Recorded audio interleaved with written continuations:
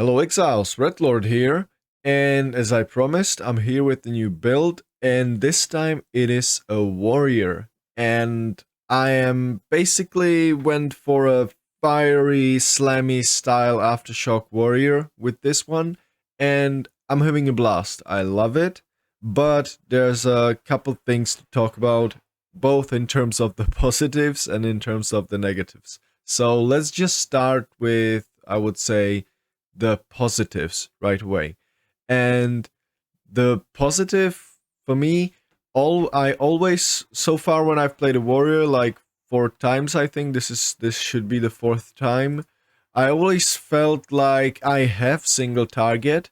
However, the clearing lacks a bit, or not even lacks a bit. For example, in last league I was playing just clearing with Leap Slam with massive AoE, and that was clearing fine, but I don't know, there was just something that to me didn't feel good to clear with Leap Slam. I myself don't particularly like the Leap Slam and Bone Shatter combo, or anything and Bone Shatter combo, and Earth Shatter, or sorry, the Volcanic Fissure just last league definitely wasn't good enough to just clear with. And yeah, I just, every time I was playing Warrior, I actually felt lost on how to clear with it. And at least to me, I know that Warrior could have some possibly really decent clear, but to me, none of that really felt good. And this time, I actually like it, even though it's most likely worse than any other clears I had with Warrior, but it just doesn't feel like it. It is satisfying. It is satisfying to slam down the Volcanic Fissure, do 4 fissures at once, and yeah, basically then a rolling slam on top of it and do kill everything. And by the way, the clear, there's mostly it is 2-step process. It was meant to be, and now we're getting into the con of the build. I have the downside of the build I have in mind, and it's a clearing downside. And like the initial thinking of mine was that I'm going to be doing enough damage to just basically clear monsters with one Volcanic Fissure, and then Aftershocks from that Volcanic Fissure, because I have like 97% chance for Aftershock on Volcanic Fissure, so it's basically guaranteed. And the idea was to just do one Volcanic Fissure, and then that initial hit of the fissure would stun the enemy. That means the Aftershocks would be basically guaranteed to hit with that Volcanic Fissure, right?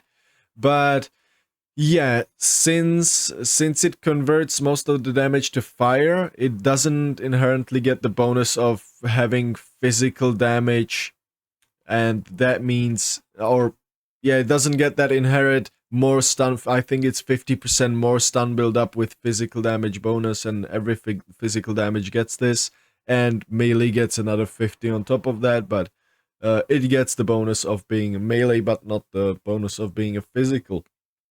However, it is still good. It is still good. I'm scaling quite a bit of attack speed actually, and I am having just baseline, by the way, one-hander in this build, and I'm having just a baseline 1.4 attacks per second weapon, and so far it feels good, and I'm gonna get much better weapon than that, so it's just gonna feel even faster. And the combo of just Volcanic Fissure 1 or 2, and then rolling slamming on top of it.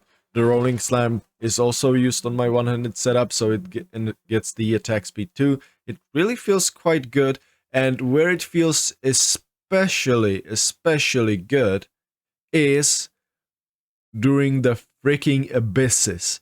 I love, and I mean it, I love the abyss clear on this thing, because this is just like made for it. You've got massive AoE with these fissures, and you basically create them. They loop the abyssal pits. They literally loop the abyssal pits, and you just do 2 Volcanic Fissures like that in the AoE roughly around the abyssal pits. They loop it, And then if you really want to, you can press your hammer. I don't know what's it called. I don't mean the hammer of the gods, but forge hammer, yes. Pop the forge hammer, you create even more fissures around, and you're just not even aiming anywhere, you're just rolling slamming on the fissures, and those are gonna sorry, and those fissures are gonna clear everything as the monsters spawn. So yeah, you're basically not even in the danger, you're technically in range, and you don't have to stay near the enemies. And then if something survives, some of these tankier abyss rares, you just go and kill them separately, right? But yeah, for abysses, this feels amazing, and I cannot recommend it enough. It feels really good. Yeah, and then with the single target, as I said, I always feel like I have some single target on a warrior, and this time it's no exception, especially when I upgraded, yeah, just at the end of the stream yesterday. I don't know why, but I had to wait to level 84 to upgrade from like level 16s and 13 gems to straight up to 19. And yeah, that felt like a big difference. And also on 84, I equipped my Sacred Flame. And don't worry, Sacred Flame is not like 60 divines like last league. I bought my for, I think, 6 or 5 divines, something like that. Not a bad roll. And yeah, Sacred Flame. As I said, I'm a one-hander, but not entirely. I'm not using shield. I'm not dual-wielding because, yes, while you're dual-wielding, the Volcanic Fissure hits with the both of the weapons. That is good. But the thing is, it gets incredible downside of 30% less attack speed. And I definitely don't want 30% less attack speed on a skill that I'm using this much as I am right now. And I think that actually Rolling Slam gets the same less damage multiplier, although I'm not sure. It might be less damage and not less attack speed, but I'm not sure. Either way, if you have a scepter in your offhand, like a stat stick, like the Guiding Palms, for example, or the Sacred Flame, you don't get the downside of dual wielding with these skills, because yes, you are dual wielding, but you're not actually using the other weapon to hit, so you don't get the downside, and you get basically only the damage you gain as extra fire in case of using the Sacred Flame. So that is absolutely phenomenal if you ask me. Alright, I guess I've talked enough, you've seen enough gameplay, so let's now jump into the build and see what did I do here. Alright, so the character is now level 84, Exiled Volcanic Red, and as I said, it's a blast. I'm currently kept on resists, and why I'm saying currently, because I bought my first batch of gear basically, and yeah, all my currency poofed into defenses. And I like didn't even blink, but yeah, it's just gone. But I've still got something. And today the plan is I'm gonna be crafting a weapon that's gonna be on stream. So if you're interested, by the time this video gets uploaded, I'll be streaming on Twitch. But yeah, now let's actually get to the build. And I should start off with the items really. So what shall we start with? I think we shall start with the weapon and the Sacred Flame combo. So, I'm using a weapon. By the way, all of this gameplay you've just seen was on this weapon, and this thing I bought it for 7 Exalted Orbs. So, yeah, keep that in mind. All of that was on 7x weapon, and the Hammer of the Gods is the only thing that was on weapon swap, and that's this weapon that I crafted myself. This was basically a failed project, or not a failed project, but I was getting familiar with the new essences, with the new abyssal crafting, and I was looking what's possible to be done and what's not possible to be done, basically going in blind and clicking stuff, and I managed to craft this, and yeah, I'm currently using it, planning to recraft it, but it is not my priority whatsoever for now. However, this thing I need to change. And yeah, it is impressive that it got me through so much for 7 exalts. It's like 420 DPS. Yeah, 420 DPS if you include the fire. And yeah, I mainly got it for the chance to daze on hit, because daze now is quite strong, I would say. 50% more stun build-up for the enemies. Don't mind if I do. So yeah, using this weapon, the mana leech is useless, by the way.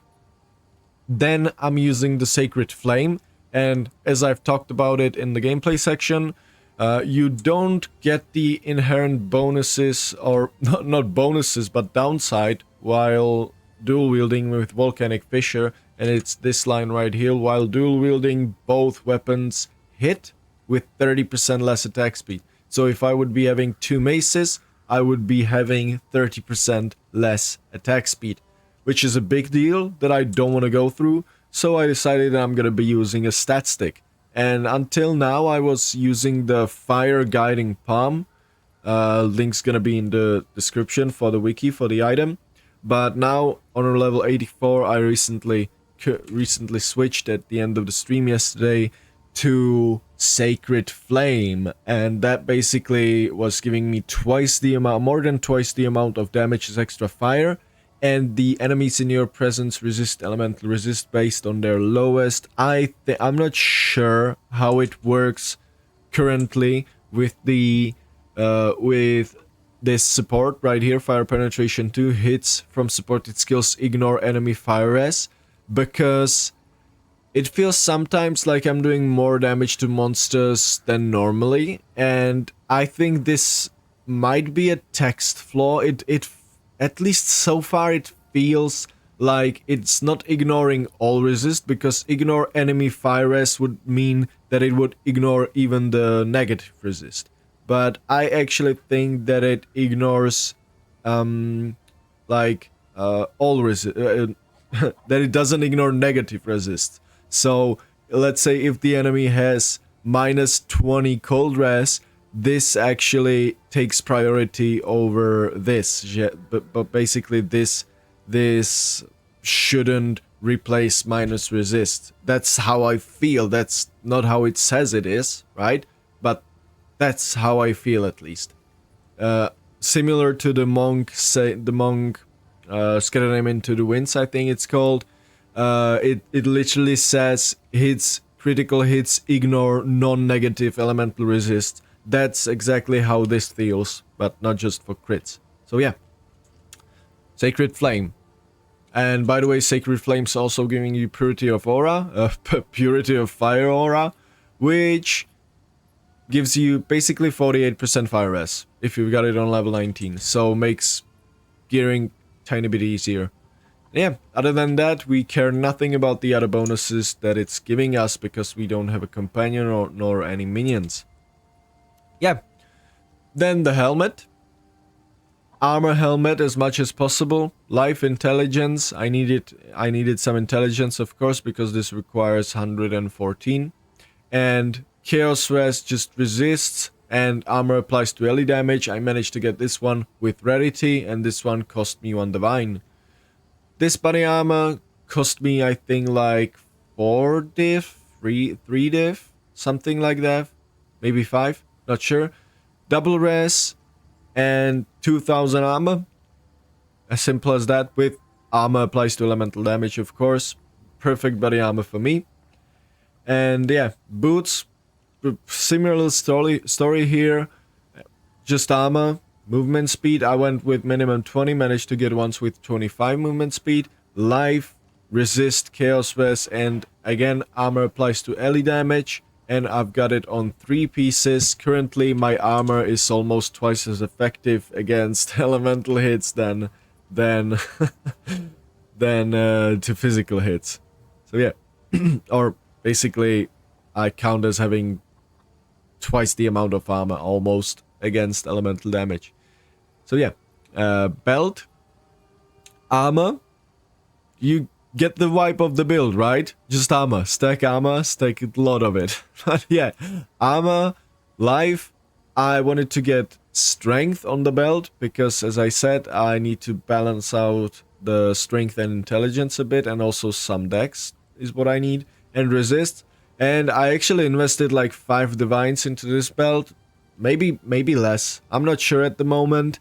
But yeah, I decided I'm gonna buy this one because I knew if I buy this one, I'm never gonna replace this one for the entirety of the character. Even though it does have a useless prefix, 85 mana, for me that does nothing. But I knew that I'm never just going to replace this belt.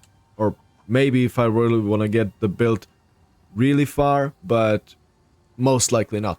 And then the gloves. And oh boy, I'll tell you, the glove slot, they're expensive. If you're looking just for the combination of melee skills and attack speed, these modifiers are quite low chance to roll on gloves. Or yeah, basically quite a low chance to roll. And they're expensive as hell. Really expensive, and I mean it. So I bought these gloves for I think 2 or 3 divines, and to me they don't even look that impressive. Like, they're not a particularly good base. I could get much better base. They've got like tier 3 dex, tier 3 attack speed, and tier 6 hybrid life and armor. Like, oh, I really did not expect them to be so expensive, but hey, bought them still, and they're giving me quite a bunch of damage and quality of life, so yeah. But similar vibe to the other items, just life and armor. Now for the rings. Both of my rings have physical damage to attacks, and I can actually replace this base. I don't need the implicit fire res. So I'm thinking about another unset ring, even though I said I'm not gonna get another unset ring, because every time with my builds I just need to get unset rings for another more skills. But yeah, other than that, just life resists, and I needed some instance of physical damage leached as life, and I managed to get one with rarity. The other one here, the same story, physical damage to attacks, rarity. This one's got intelligence, life, and resist. Called it a day, just like that. And the amulet, similar with gloves. Amulets are really expensive, but I'm not surprised that the amulets that I want are expensive. Ideal amulet would be most likely like looking like +2 melee, +3 melee skills, obviously, percentage life, flat life, increased armor, or increased armor from equipped body armor. And then stats, attributes, and resist. But yeah, got this one for a couple of divines too. And yeah, that's the gear. Now let's just go over the flask, I guess, and charms. Bought this flask for 3 exalts, just because I had my flask that I was using from level, I think, 35, 40, and I was wondering why it's not healing me. I've got it somewhere here for leveling. I think this one? Yeah, this one. I was using this flask and I was like a complete idiot wondering why it's not healing me, but yeah. Bought this flask, heated it up, 3x. Then I was trying to figure out what charms will I be using, and I actually realized that bleeding can be quite a pain sometimes, and I had this charm laying around. Don't worry, it cost like 1 exalted orb or something. Yeah, 1 exalted orb. And I find it to be quite powerful indeed. Removes bleeding, immunity to bleeding for 3 seconds, gets charges passively, and creates Kong Ground. And Kong Ground is 5% max life regen and reduced effect of curses. Really nice if you ask me. I like it quite a lot. And bleeding happens more than you would think, especially on a warrior. If there's a modifier on the map that says monsters have a chance to bleed, even if that modifier is like, I don't know, 15%, something like that. As a warrior, you're just destined to get hit. You're just gonna get hit as a warrior, or you're gonna bleed a lot. And with all the armor, great, we've got somewhat of a defense against hits, but bleeding is damage over time. So yeah, that basically is like, I'm gonna use the League of Legends term, true damage that goes straight into your life, and that sucks. So this just fixes it entirely, at least for me. Then I'm using Grounding Charm, and just look at that, I managed to slam perfect 500 roll and the perfect tier 1. This is tier 1, tier 1. I don't know if I were to sell it, if someone would buy it, but I would just list it for, I don't know, 5 divines or something, some nonsense, and just let it rot, because this looks freaking cool, and I might do it eventually, because I think I'm gonna be tanky enough against the hit, so I'm not gonna get shocked much, and yeah, basically replace it with most likely what's gonna be a slow, anti-slow charm. And then anti-ignite charm, yeah, abysses. Abysses still suck in terms of ignite. You're gonna get ignited a lot inside abyss. Down there in the abyss pit, you're gonna get ignited a lot, and also the monsters that go up from the abyss, you're gonna get ignited a lot. So, yeah, this is, I think, a no-brainer, at least for me. Alright, these are the items that I'm currently using. And now let's talk about the skill tree, and yeah, just quickly fly through. It's a Titan, and yeah, currently I done only 2 ascendancies. The next 2 are gonna be definitely Stone Skin for more armor from body armor, and most likely Crushing Impacts. And I know that Crushing Impacts is gonna feel good, especially with all the heavy stun that I'm trying to build. And I was considering Monstrous Lineage, but I realized that, is it really worth it? 15% more life instead of Crushing Blows? And Crushing Blows, like, you're gonna immediately stun uniques that have 70% stun buildup, and some of these bosses just don't want to get stunned. This is gonna help big time, and also might help with the clearing, because 40% stun build up on normal enemies, that's all you gotta do, because then it's gonna be primed for stun, and thus stunned with Crushing Blows. So I think that this is gonna be a superior choice than 15% more life, because it is what it is. We just don't get much life. It is what it is. Unless you're playing, I don't know, a Blood Mage or something, but we just don't get that much life if you're not super invested into it. But yeah, the skill tree. Took this pathing through all of these increased armor and life regen nodes, and to this one. This is super powerful, take it. And yeah, other than that, this is the main path, and from that I kind of split, and I'm trying to figure out what am I going to do next with my last 7 weapon swap skill points. I know of some things. For example, on weapon swap 2, I want to take this physical damage as extra against heavy stun. That's gonna be basically for my Hammer of the Gods.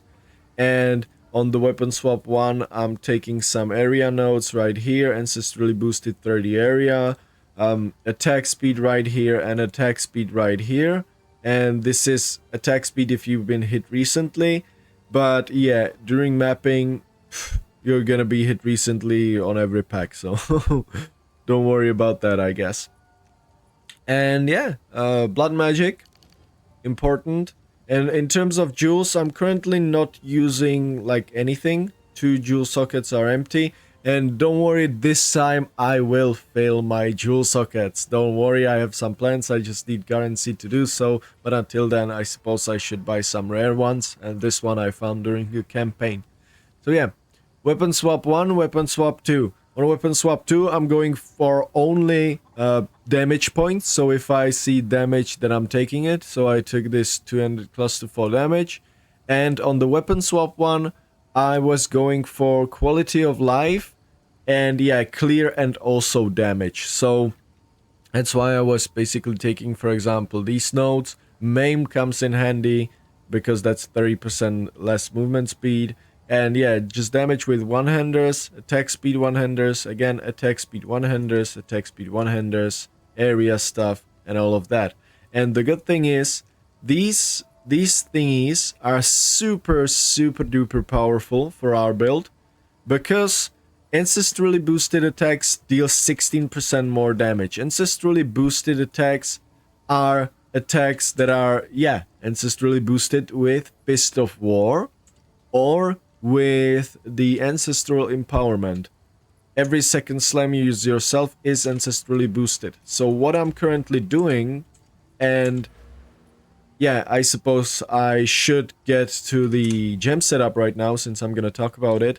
What I'm currently doing, I'm combining the Ascendancy, I'm combining all of these nodes that give you ancestrally boosted increased damage or area of effect, and I am actually using Volcanic Fissure linked with Fist of War, and that doesn't make a lot of sense if you consider that you're using it quite a lot. However, it does in this particular case, because I'm not using it as much. Before every pack I basically do 1 or 2, and why? I'm using the combination of Fist of War and Chaos Madness along with this Ascendancy Ancestral Empowerment node. Chaos, first of all, let's start with Chaos Madness.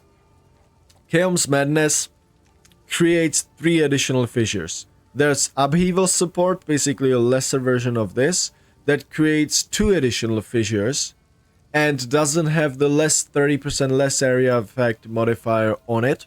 However, the maximum fissures with Volcanic Fissure is 8 fissures.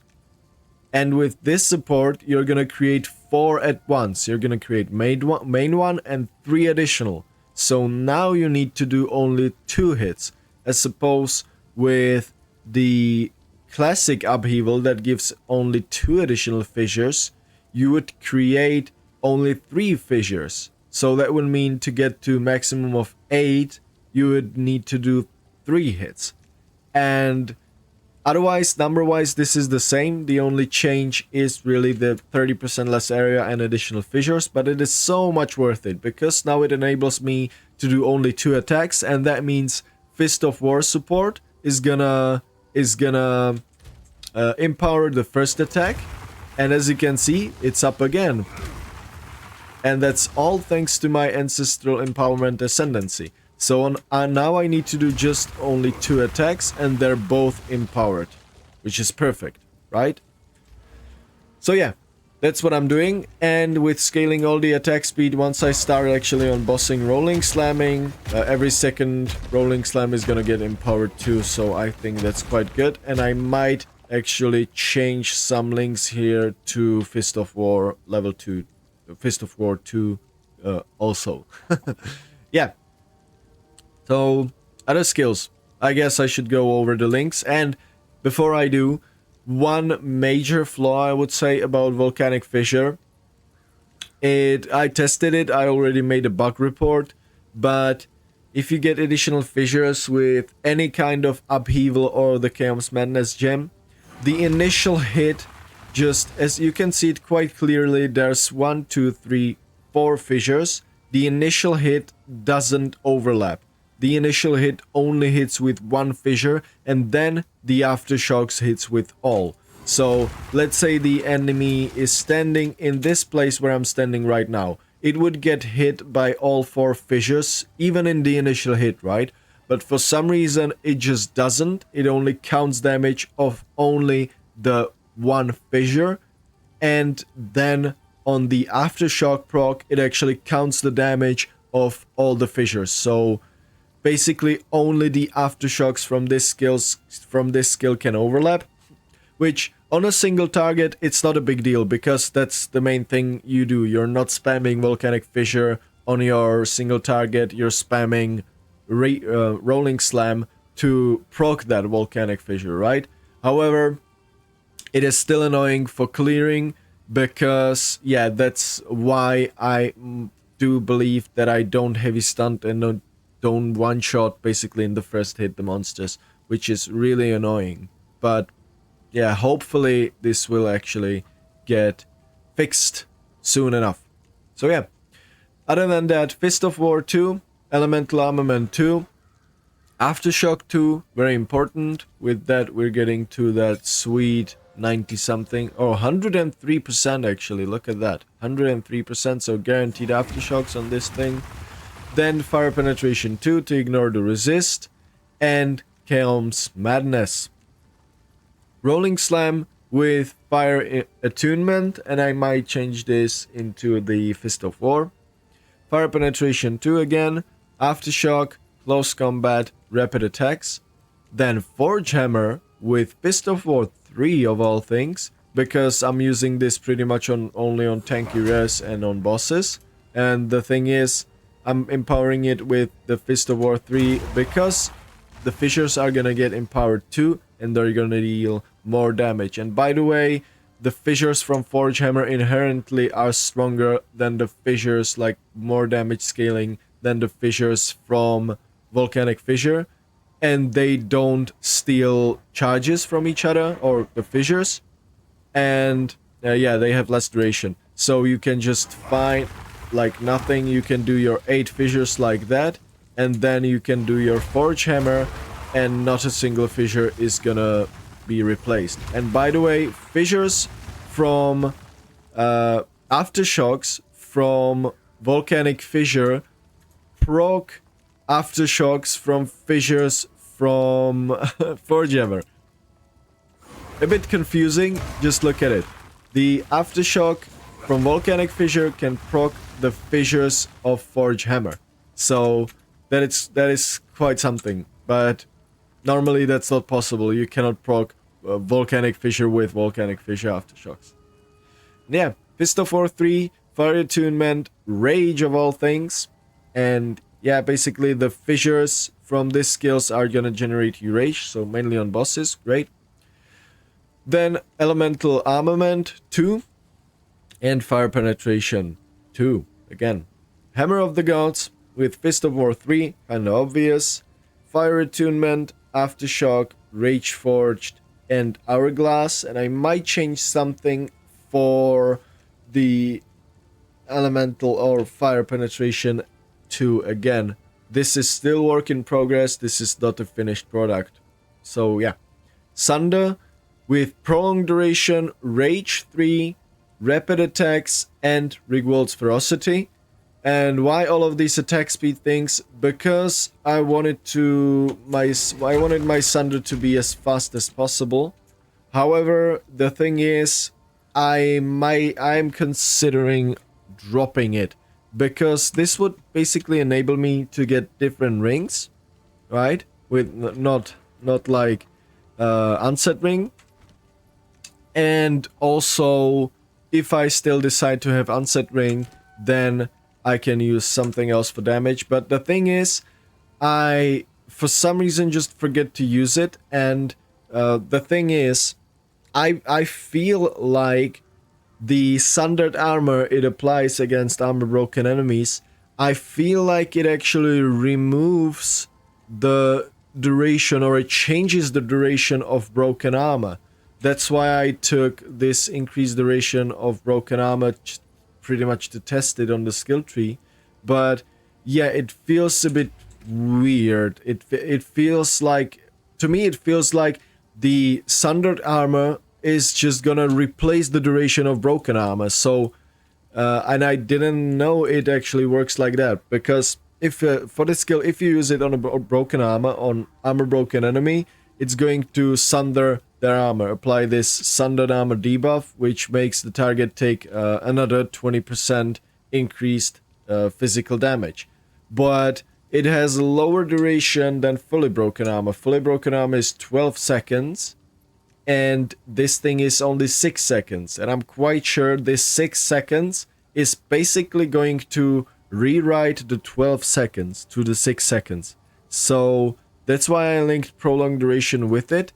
And yeah, I actually feel like it is just rewriting the broken armor duration. So I am considering actually dropping it. But yeah, other than that, Sunder is pretty damn slow, so I went with all these attack speed support, and I bet you've never seen fast Sunder like this. It doesn't serve a purpose of being like a damage dealer, but I just went in for full utility on this. Yeah, other than that, Seismic Cry, that's what I get some of my Aftershocks from, and mainly ideally use it before Hammer of the Gods, so you get 3 Aftershocks, or yeah, 2 guaranteed and 3 Aftershocks, because Hammer of the Gods is at 83% Aftershock chance. Then linked with Tireless, Raging Cry, and Magnified Area to just make it more comfy to pop the hammer. Herald of Ash linked with Cannibalism, Fire Mastery, Magnified Area, and Deadly Herald. Then Overwhelming Presence, Scavenged Plating linked with Prolonged Duration, Vitality 2, and Physical Mastery, and War Banner linked with Prolonged Duration 2, Magnified Area, Expanse, and Cooldown Recovery. And this is just a thing you only pop on bosses to give you these massive bonuses to damage and attack speed.